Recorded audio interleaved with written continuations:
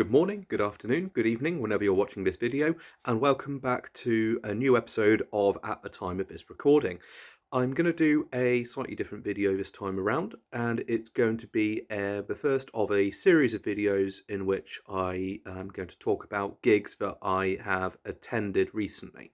So on the Sunday just gone, which was the 22nd of February, I finally got to see Between the Buried and Me live. And having been a fan of them for many years, I finally got to see them, and I thought it would be cool to tell you all about it. The progressive metal legends were not the only band playing on the night. They were supported by two British bands with their own unique spin on the genre. So let's discuss them first. The first support act were a band called You Win Again Gravity. According to their Bandcamp page, they are based in Windsor, Berkshire. And I'm not going to lie to you, I had to look into these guys before hearing them live. I listened to their most recent release, Don't Leave Me Here, a few days beforehand, and I really enjoyed the album. Their sound combines elements of gent, hardcore, but also with a huge emphasis on textures and ambience. The lead singer, who sings in a clean style, reminds me a bit of Tesseract's Joe Hopkins and Periphery's Spencer Sotelo, and I do mean that in the best way possible. Whereas the bass player provides the backing vocals in the form of growls, which complement the heavy passages really well. They are also an incredibly young band, with a couple of the members barely looking above their teens, and I hope that supporting the likes of Between the Buried and Me will help propel them to greater things. The performances of one of their older tracks, Character Arc, and from their most recent album, Don't Leave Me Here Part 1, and my personal favourite from the album, Heartwood, were real highlights of the performance. Definitely give these guys a shot if you are a fan of the likes of Periphery, Tesseract, and The Contortionist. So with that out of the way, let's talk about band number 2.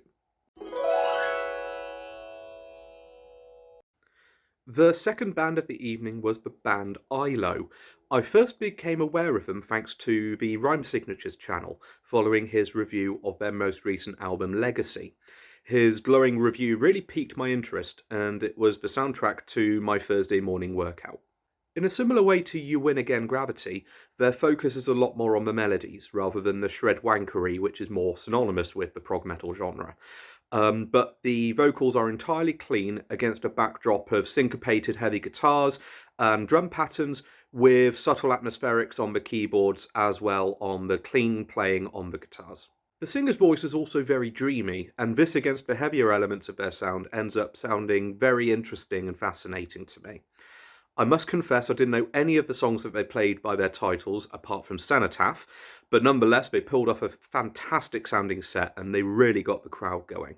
Following the release of Legacy, I am hopeful for the band's future, and they could well be one of the next big names to come out of the progressive rock genre. So on to the headline act.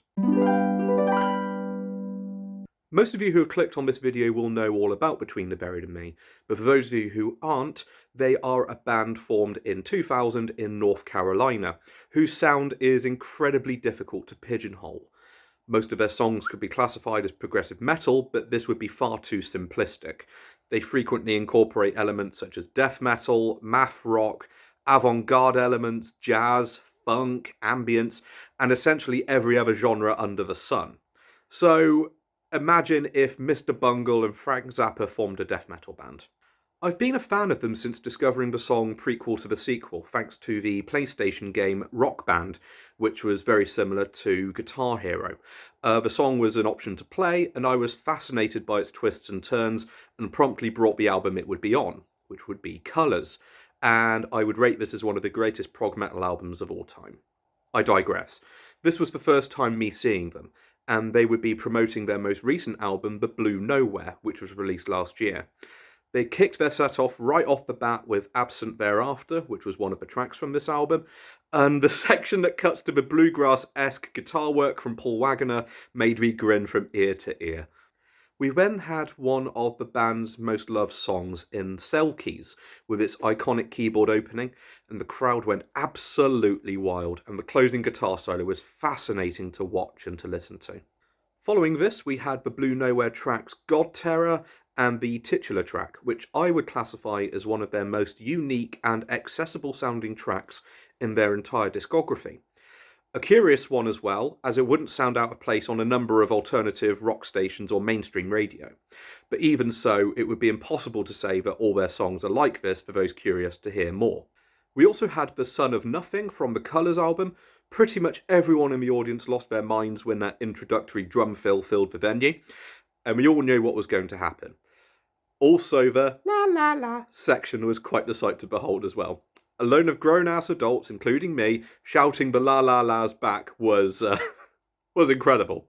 And the audience also taking the lead in the I'm flying towards the sun of nothing was spine-tingling. The band also threw a complete curveball in their set with another one of their most unique songs in The Future Is Behind Us. The cartoony sound effects combining with the musicianship always makes me laugh, and looking around the audience, plenty more found it equally funny. When they came back for the encore with the crowning glory of the Parallax 2 album in Silent Flight Parliament, the closing track, it was quite a phenomenal way to end the night. A prog metal masterpiece. And I was left feeling a mix of adrenaline and my aching body letting me know from all the headbanging that I'd certainly had an entertaining evening. What really blew my mind as well was how incredible their touring guitarist was in their lineup. Following the firing of the long-time guitarist Dusty Waring, which I won't get into here, this guy fits like a glove. He looked so young, but his playing was just remarkable.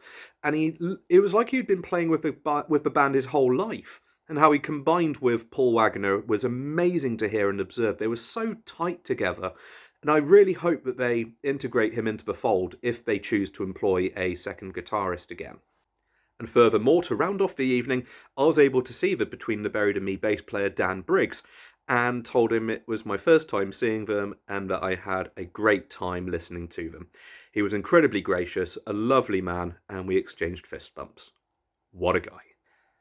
Thank you all so much for watching the video, and needless to say, I had an absolute blast seeing the bands. And I do intend to do more videos like this, along with the other sort of content that I have been making recently. So yeah, let me know what you thought of this kind of video, and I will see you again in the next one. Take care.